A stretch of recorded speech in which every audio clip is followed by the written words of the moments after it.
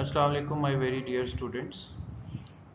आज we are uploading the last series of respiratory lectures और इसके बाद सैटरडे वाले दिन शार्प 8 बजे हमारा टेस्ट जो है वो रेस्पिरेशन का ऑन हो जाएगा। तो तुम लोगों ने 15 मिनट पहले लॉग इन करना शुरू कर देना, ठीक है। 7:45 पे लॉग इन करना शुरू कर देना ताकि आप टेस्ट में लेट नहीं हो जाओ, ठीक है।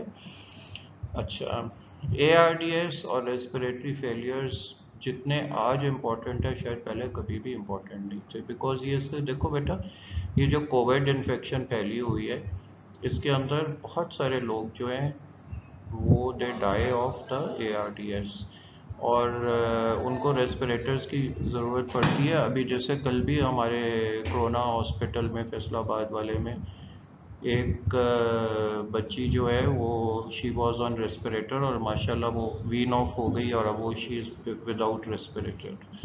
तो ARDS का टॉपिक जितना कि कभी माजी में इम्पोर्टेंट है, इस वक्त इसकी इम्पोर्टेंस बहुत ज़्यादा इन्हेंस हो गई है। सो इसके साथ ही हम आपको respiratory failures type 1, type 2, acute and chronic, ये सारे आपको जानने बहुत ज़्यादा ज़रूरी हैं। Before we go into the all details, एक दो बातें जहन में रख लो कि कई दफ़ा तुम्हें से ये अगर कोई पूछे कि भाई सीधा सोना चाहिए कि उल्टा सोना चाहिए, तो आंसर यही है कि उल्टा नहीं सोना चाहिए। मगर ARDS में अगर ऑक्सीजन मेंटेन ना हो रही हो तो प्रोन पोजीशन के अंदर मरीज को नर्स करने से प्रोग्नोसिस बेहतर हो जाता है। So over to doctor Zaheer, ये अभी आपके साथ वॉइस रिकॉर्डिंग सारी चलेंगे। बहुत अच्छा ये लेक्चर हम लोगों ने बनाया है और डॉक्टर जहीर की वॉइस के साथ ये चलेगा। Assalamualaikum, dear students. ARDS stands for Acute Respiratory Distress Syndrome. जैसे कि नाम से वाज़ेह है कि it's an acute disease, and in this there is diffuse inflammatory form of lung injury that is associated with a variety of etiologies. तो बेटा एक तो ARDS के अंदर ARDS को आइडेंटिफाई करना ज़रूरी है और इसका दूसरा अहम कंपोनेंट ये है कि जिस डिजीज़ की वजह से हुआ है उस डिजीज़ का इलाज करना बहुत ज़रूरी है, उस इटियोलॉजी का इलाज करना बहुत ज़रूरी है।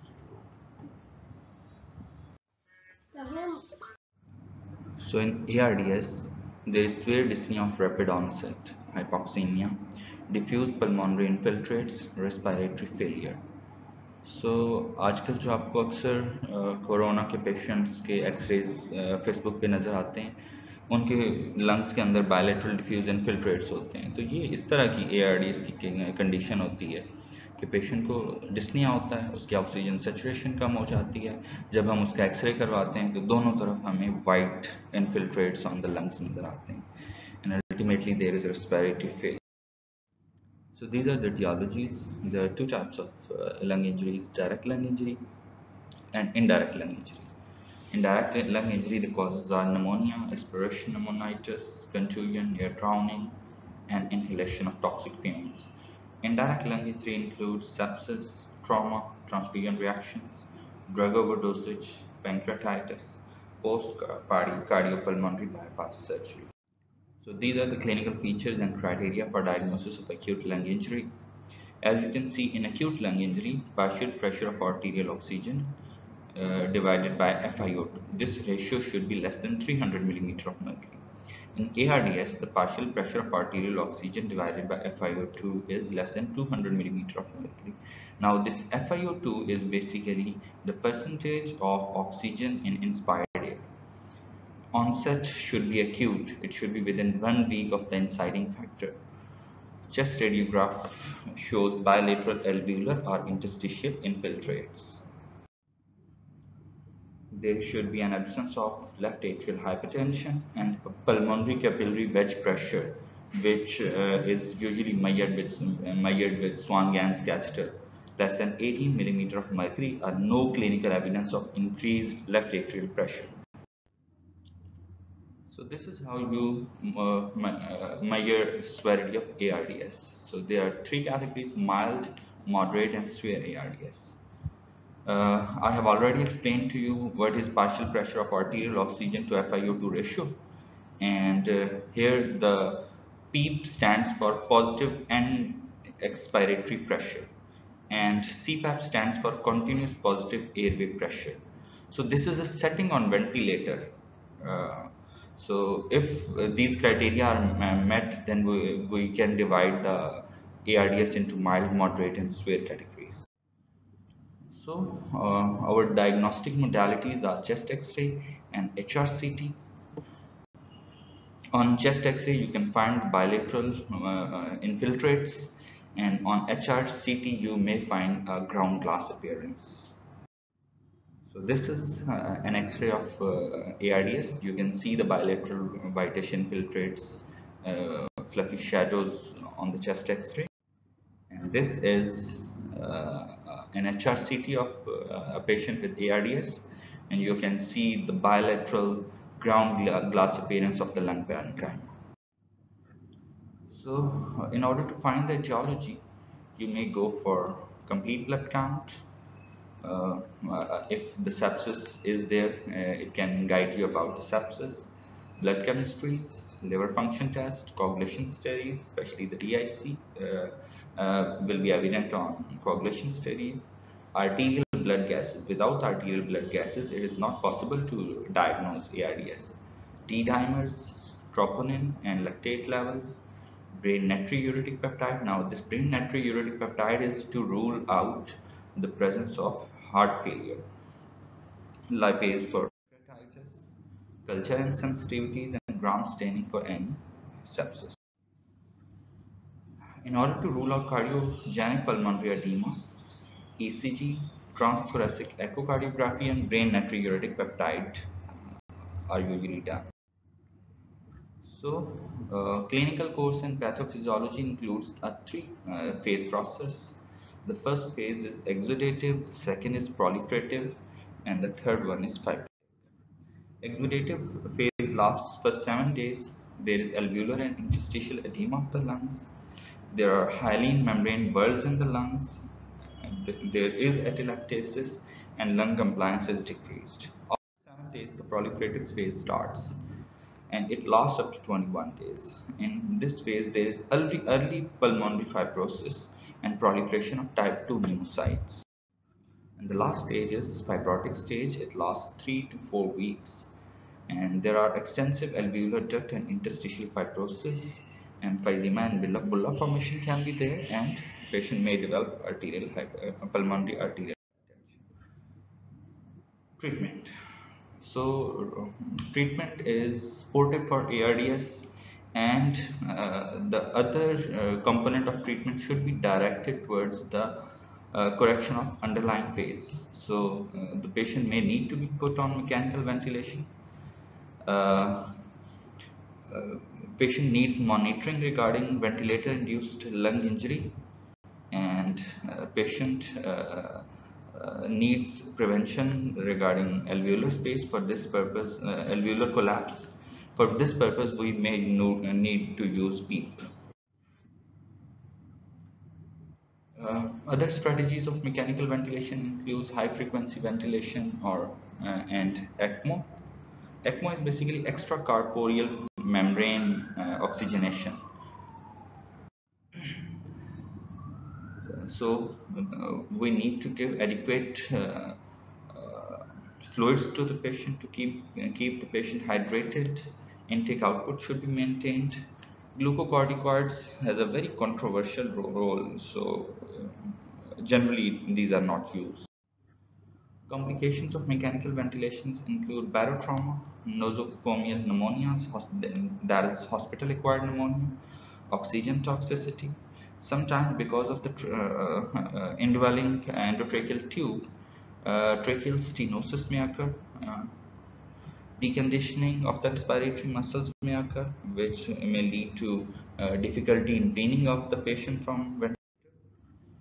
Hypertension, GI ulcers can be there, and we may need to give proton pump inhibitors as a prophylaxis to these patients. DVT, as the patient is lying paralyzed on the bed for ventilator, the patient may develop deep venous thrombosis. and ventilator associated pneumonias. So these are the complications of long-term ventilation. Mortality is very high, up to 41 to 65%, and more than 80% deaths are due to non-pulmonary complications of ARDS.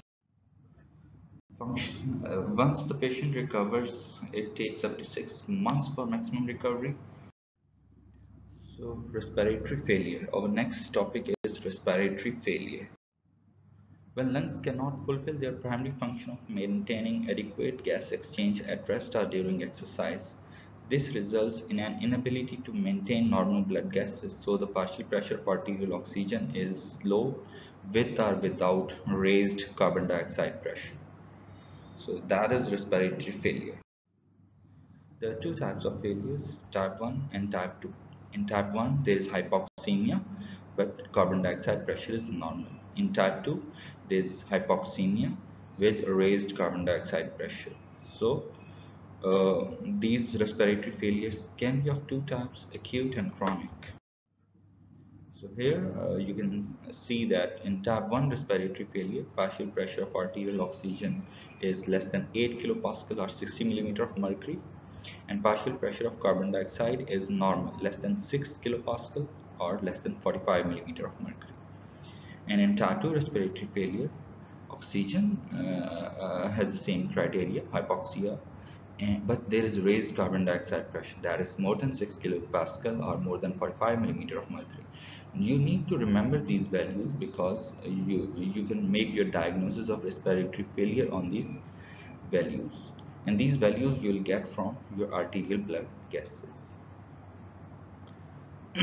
So uh, here you can find some causes: acute type 1 respiratory failure, acute asthma, pulmonary edema, pneumonia, lobar collapse, pneumothorax, pulmonary embolism, ARDS. So these all can acutely lead to a state of hypoxia, while chronic include COPD, lung fibrosis, lymphangitic carcinomatosis, right to left shunts. In type 2 respiratory failure, acute is acute severe asthma, acute exacerbation of COPD, upper airway obstruction, acute neuropathy, paralysis, narcotic drugs, primary alveolar hyperventilation, pleural chest injury. Pleural chest injury is the one in which two portions of the chest rib fractures are there, and there is a paradoxical movement of that fractured portion of the chest. So, a chronic type 2 respiratory failure, the causes are COPD, sleep apnea, hyposcoliosis, myopathies are muscular dystrophies, and ankylosing spondylitis. So, in type 1 respiratory failure, there is basically a failure of oxygenation. So, lungs uh, are functioning and carbon dioxide is excreted normally, but there is basically a failure of oxygenation of the lungs. And in type 2 respiratory failure, there is less exchange of gases across the membrane. It may occur because of hyperventilation. And because of this hyperventilation, the carbon dioxide pressure rises and the oxygen pressure falls, leading to type 2 respiratory failure. So, in clinical evidence of hypoxia is central cyanosis. But remember one clinical point: if the patient is anemic, the cyanosis may not be visible. This hypoxia affects the CNS. The patient may be irritable, impaired intellectual function, clouding of consciousness can be there, and sometimes the hypoxia is so severe that it can progress to convulsion, coma, and death. And persistent hypoxemia like Dalin, COPD can lead to secondary polycythemia. Clinical evidence of hypercapnia is irritability, confusion, somnolence, coma, tremor, myoclonic jerks, asterixis, even seizures, headache, papilledema can be there. Papilledema is usually there when there is chronic hypercapnia, and the patient will look flushed, And when you will notice the pulse of this patient, pulse will be bounding and there will be warm peripheries. आप मरीज को हाथ लगाएंगे तो आपको लगेगा जैसे मरीज की जेल बहुत वार्म है. Tachycardia and sweating is there. Sometimes there is gastric dilatation and paralytic ileus. Headache on waking up common in chronic hypercapnia due to progressive increase in CO2 retention during sleep. So when the patient wakes up, he ventilates, and that leads to excretion of carbon dioxide from the body, and that will normalize things a bit. So the diagnosis is on arterial blood gases.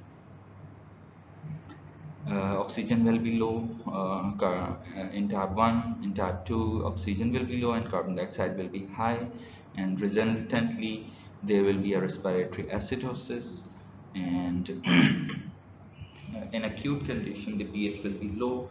In chronic there will be a compensation by the kidneys by increasing the amount of bicarbonate in the blood.